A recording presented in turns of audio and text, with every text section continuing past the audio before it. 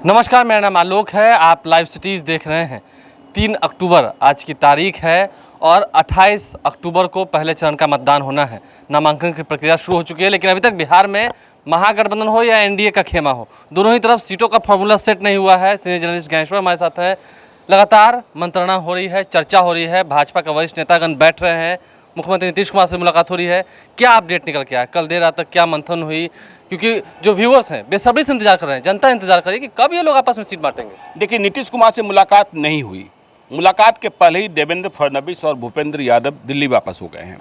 कल रात को जब ये लोग दिल्ली लौटे तो फिर अमित शाह के घर पर जेपी नड्डा भी थे, देवेंद्र फडणवीस भी थे और भूपेंद्र यादव भी थे। इनकी बैठक हुई है और बैठक का फलाफल क्या निकला है यह मालूम होगा आज शाम 5 बजे के बाद, क्योंकि शाम 5 बजे को दिल्ली में एलजेपी की पार्लियामेंट्री बोर्ड की बैठक होनी है और उस बैठक में यह फैसला हो जाना है कि हम करने क्या जा रहे हैं।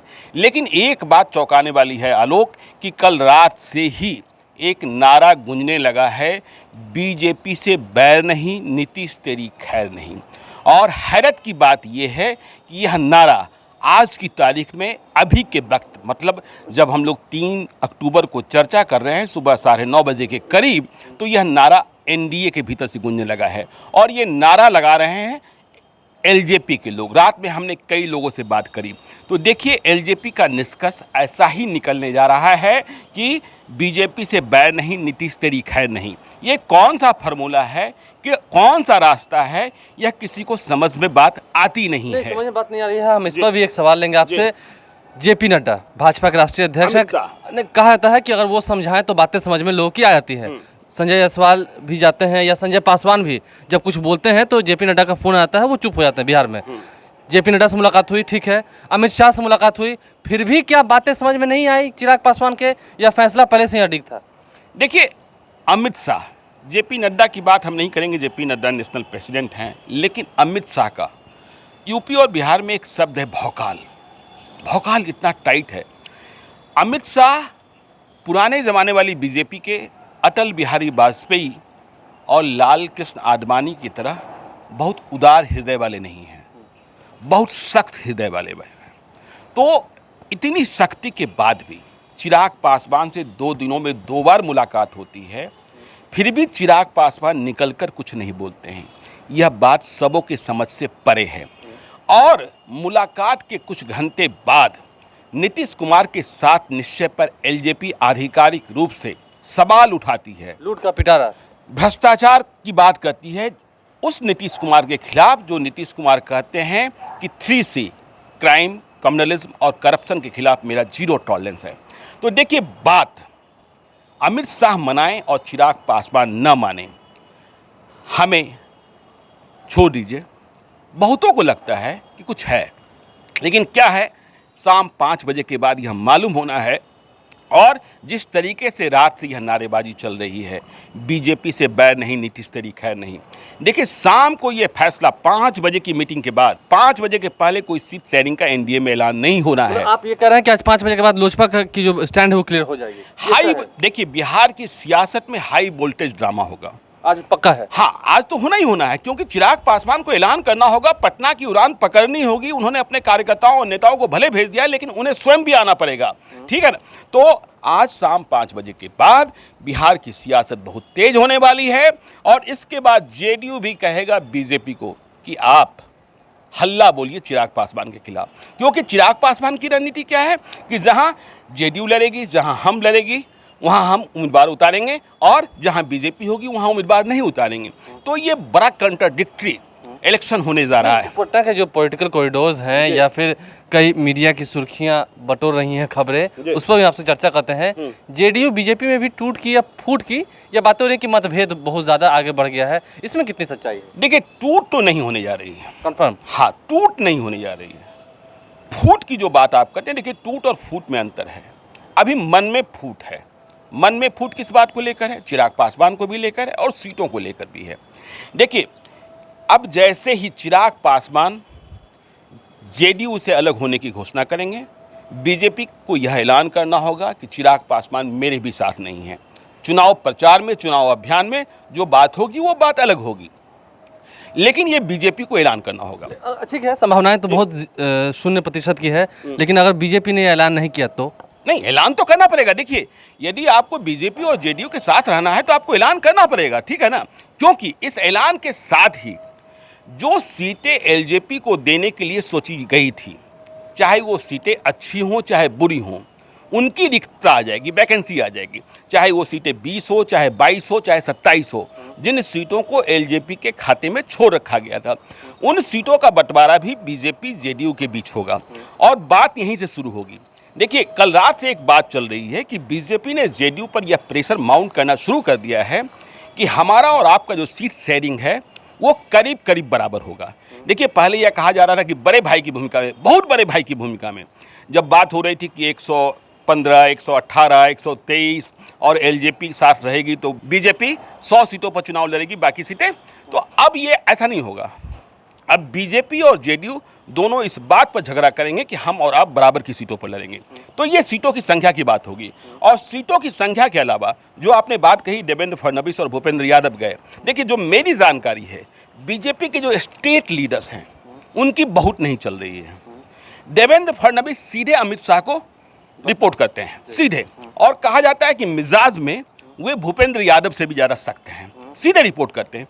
बिहार बीजेपी के किसी भी लीडर्स की सीट शेयरिंग में बहुत ज़्यादा नहीं चल रही सीटों के चयन में। अब देखिए पचड़ा कहाँ फंसा है। जो देखिए, नीतीश कुमार ने, मतलब जेडीयू ने बड़ी संख्या में आरजेडी के नेताओं को इम्पोर्ट किया और एमएलएस को इम्पोर्ट किया और कहा गया कि आपको टिकट दिया जा रहा है। एमएलसी तोड़े, एमएलए तोड़े। हाँ बिल्कुल। तो देखिए, अब बीजेपी की आपत्ति पहले भी थी और अब आपत्ति जो है वो चरम पर पहुंच गई है। और यह आपत्ति इस बात का द्योतक है कि जो लोग तोड़ कर लाए गए हैं, सभी की बात हम नहीं कर रहे हैं, उनमें से कई को टिकट से वंचित होना पड़ सकता है। देखिए, जैसे पालीगंज की सीट है, पालीगंज में सीट पर जयवर्धन यादव उर्फ बच्चा यादव, रामलखन सिंह यादव के पौत्र को आरजेडी से जेडीयू में शामिल कराया गया, शेरे बिहार के पौत्र को। तो अब उस सीट पर जिच बहुत तेज फंसी है। बीजेपी वह सीट हरगिज छोड़ने को तैयार नहीं है। बीजेपी का मानना है कि बगल में विक्रम की सीट पर महागठबंधन का उम्मीदवार भूमियार होगा, अभी भी एमएलए भूमियार हैं, और हम कहीं नहीं लड़ेंगे। तो पालीगंज की सीट छोड़ने को तैयार नहीं है। पालीगंज की सीट नहीं छोड़ने के कारण, देखिए, अब जहानाबाद के बारे में चर्चा चल रही थी कि जहानाबाद की सीट बीजेपी ले लेगी यदि पालीगंज की सीट जेडीयू लेती है। तो हमें कल खबर मिली कि जहानाबाद में भी कृष्णनंदन वर्मा, जो बिहार सरकार के शिक्षा मंत्री हैं, जेडीयू के संभावित उम्मीदवार बताए जा रहे हैं, उन्होंने अपने कार्यालय आदि के लिए स्थान ले रखे। देखिए, ये डेवलपमेंट है। ठीक इसी तरीके से देखिए, सासाराम की बात हो रही है, सासाराम की बात हो रही है, बक्सर और शाहपुर की बात हो रही है। कहा यह जा रहा है कि बक्सर और शाहपुर जो बीजेपी की परंपरागत सीट है, यदि जेडीयू वह सीट लेती है तो बदले में इन्हें काराकाट और दिनारा की सीटें छोड़नी होगी। तो कहाँ समझौता होगा? बेगूसराय में तेघरा की सीट बीजेपी छोड़ने को तैयार नहीं है। ठीक इसी तरीके से बैकुंठपुर की सीट, बैकुंठपुर जो है गोपालगंज जिले में बीजेपी की जीती हुई सीट है, मिथिलेश तिवारी हैं, लेकिन वहाँ नीतीश कुमार मंजीत सिंह को चुनाव लड़ाना चाहते हैं। मंजीत सिंह को पहले वे बरौल भेजना चाहते थे, लेकिन वो बरौली जाने के लिए तैयार नहीं हुए हैं। तो वो है, तेघरा है, पातेपुर की सीट फंसी हुई है। तो ऐसी तमाम सीटें, इनकी संख्या 13 से 15 बताई जा रही है, जिन सीटों पर बहुत तेज लोचा फंसा हुआ है। और देखिए, अब कहेंगे कि देरी क्यों हो रही है? 8 तारीख तक देरी हो तो रही है, आज 3 तारीख है, लगभग 5 दिन और बाकी है। किसी नेता को पता ही नहीं, किसी उम्मीदवार को पता ही नहीं है कि हमें पर्चा पोस्टर में किसकी तस्वीर लगानी है और किसकी तस्वीर नहीं लगानी है। और महागठबंधन में भी कुछ उसी तरह के भी हालात हैं। नहीं, महागठबंधन में हालात अब करीब करीब सुधर गए हैं। ऑल इज वेल हो गया। नहीं, ऑल इज वेल तो हम नहीं कहेंगे जब तक सीट शेयरिंग, देखिए, सीट शेयरिंग का ऐलान ना हो जाए और जब तक सीट सिलेक्टेड नहीं हो जाए। तो देखिए, कांग्रेस की ओर से सीट आनी है, लेकिन दोनों से एनडीए में ज़्यादा प्रॉब्लम है। देखिए, चिराग पासवान की तस्वीर आपको गायब करनी होगी, रामविलास पासवान की तस्वीर आपको गायब करनी होगी, यदि आज शाम को ऐलान हो जाता है। तो उम्मीदवारों की जो रेस है, ऐसा नहीं है, हर विधानसभा क्षेत्र में कई उम्मीदवार हैं जिन्हें टिकट नहीं मिलेगा, वे विद्रोह करेंगे।